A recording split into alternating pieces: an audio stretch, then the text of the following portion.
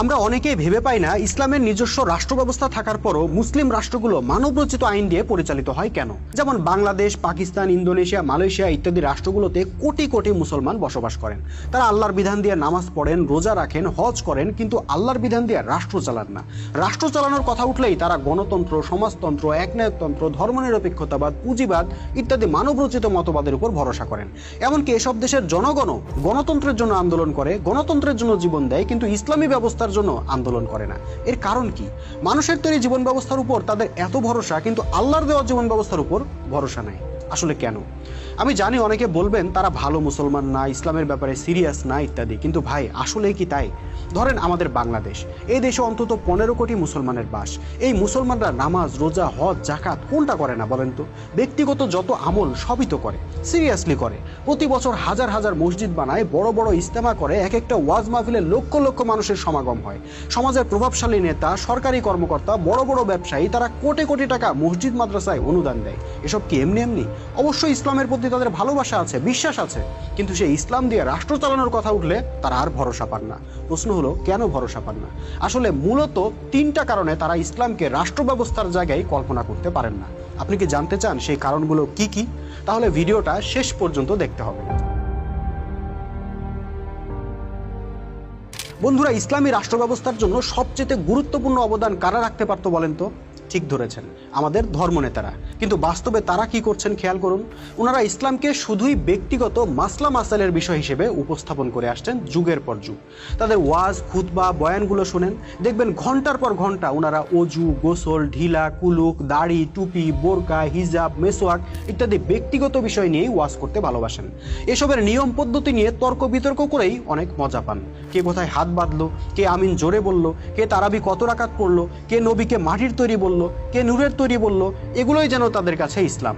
এসবের বাইরে জাতীয়, সামরিক, অর্থনৈতিক, বিচারিক ইত্যাদি সকল অঙ্গনে ইসলামের যে হুকুম বিধান আছে, ইসলামের যে আইন কানুন আছে, ওনারা সেগুলো বলেনই না। তো মানুষ কিভাবে ইসলামী রাষ্ট্র ব্যবস্থা সম্পর্কে জানবে? কেন আগ্রহী হবে? কাজে যারা রাষ্ট্র নিয়ে মাথা ঘামান, অর্থনীতি নিয়ে মাথা ঘামান, বিচার ব্যবস্থা নিয়ে মাথা ঘামান, প্রতিরক্ষা নিয়ে মাথা ঘামান, তারা ইসলামের মধ্যে সমাধান না খুঁজে স্বাভাবিকভাবেই পশ্চিমা গণতন্ত্র, সমাজতন্ত্রের মধ্যে সমাধান খুঁজে বেড়ান।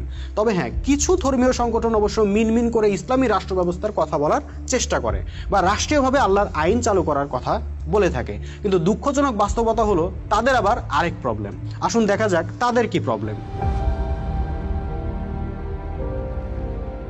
বন্ধুরা, আমাদের দেশের কিছু ধর্মীয় সংগঠন ইসলামী রাষ্ট্রের কথা বললেও ইসলামকে ওনারা কখনোই সার্বজনীন জীবনাদর্শ হিসেবে উপস্থাপনই করতে পারেননি। দেখেন, রাষ্ট্র চালানো কিন্তু মসজিদ মাদ্রাসা চালানোর মতো বিষয় না। রাষ্ট্র জিনিসটা কিন্তু সার্বজনীন বিষয়।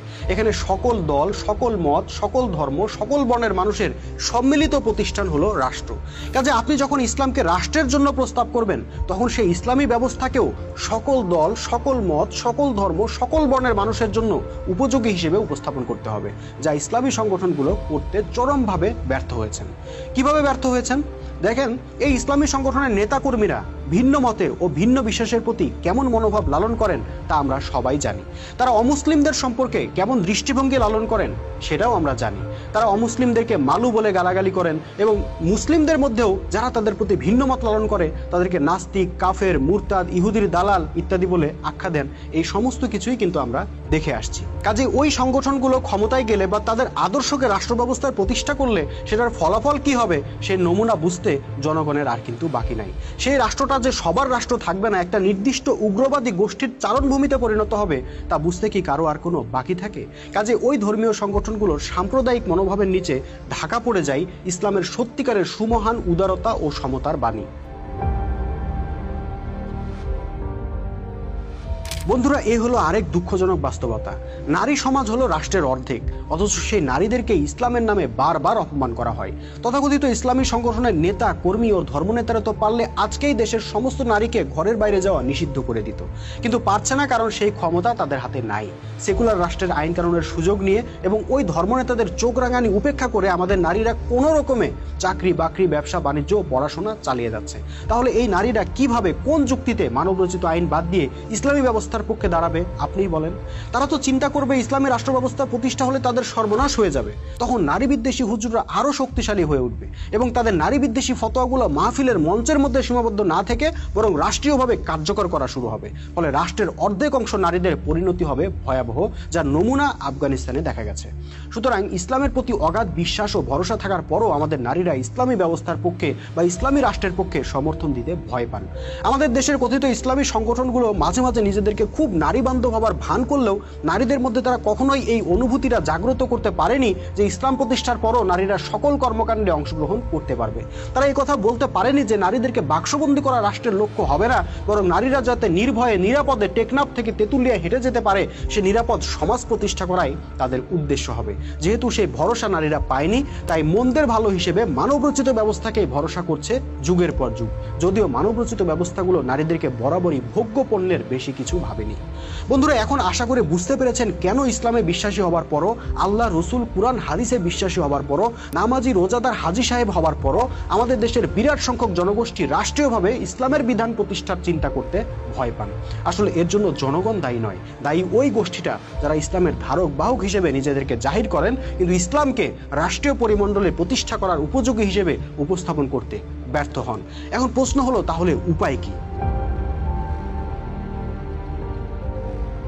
বন্ধুরা, উপায় কিন্তু একটাই। যেই উগ্রবাদী সাম্প্রদায়িক নারী বিদ্বেষী গোষ্ঠীটা এতদিন ইসলামকে রিপ্রেজেন্ট করেছে, যারা নিজেদেরকে ইসলামের সোল এজেন্ট, ইসলামের ধারক বাহক হিসেবে নিজেদেরকে জাহির করেছে, তাদেরকে বয়কট করে আমরা নিজেরাই ইসলামের ঝান্ডা হাতে তুলে নিতে হবে। আমরা যারা সাধারণ মানুষ আছি, হয়তো মাদ্রাসায় পড়ি নাই, হয়তো ইসলামী সংগঠনের 100টা বইয়ের সিলেবাস কমপ্লিট করতে পারি নাই, হয়তো অনেকে লেখাপড়াও জানি না, কিন্তু আমরা তো ইসলামকে রাষ্ট্রীয় জীবনে দেখতে চাই। আমরা তো আর নারী বিদ্বেষী নই, আমরা তো আর অমুসলিমদেরকে ঘৃণা করা শিখি নাই, আমরা তো মানবাধিকারে বিশ্বাসী। কাজে আমরা কিন্তু চাইলেই ইসলামকে আধুনিক প্রগতিশীল জীবন ব্যবস্থা হিসেবে বিশ্ব দরবারে তুলে ধরতে পারি। ওরা কেন ইসলামকে প্রতিনিধিত্ব করবে, বরং আমরাই ইসলামকে প্রতিনিধিত্ব করতে পারি। হ্যাঁ, তখন ওরা হয়তো আমাদেরকে দেখে হাসবে, ট্রল করবে, যেভাবে সাহাবীদেরকে দেখে আবু জাহেলরা ট্রল করতো। তারা হয়তো বলবে, তোমার তো মিয়া আরবি উচ্চারণই ভুল, তোমার তো দাড়িই নাই, তুমি তো মাদ্রাসাতেই পড়ো নাই, তোমার তো পেটে বোমা মারলেও আরবি বের হবে না, ইত্যাদি। কিন্তু মনে রাখতে হবে, 1400 বছর আগে প্রথমবার যখন ইসলাম প্রতিষ্ঠা হয়েছিল, সেটা কিন্তু মুফতি মাওলানা বা ডক্টর ব্যারিস্টার দিয়ে হয় নাই, হয়েছিল সাধারণ মানুষদেরকে দিয়েই। আমি অনেক সময় চিন্তা করি, রাসূল সাল্লাল্লাহু আলাইহি ওয়াসাল্লাম যে নবী হবেন সেটা তো আল্লাহ জানতেন, তাহলে আল্লাহ কেন ছোটবেলা থেকেই রাসূল সাল্লাল্লাহু আলাইহি ওয়াসাল্লামকে লেখাপড়া শেখানোর ব্যবস্থা করে দিলেন না? আবু জাহেল লিখতে পড়তে পারতো, কিন্তু রাসূল সাল্লাল্লাহু আলাইহি ওয়াসাল্লাম পারতেন না।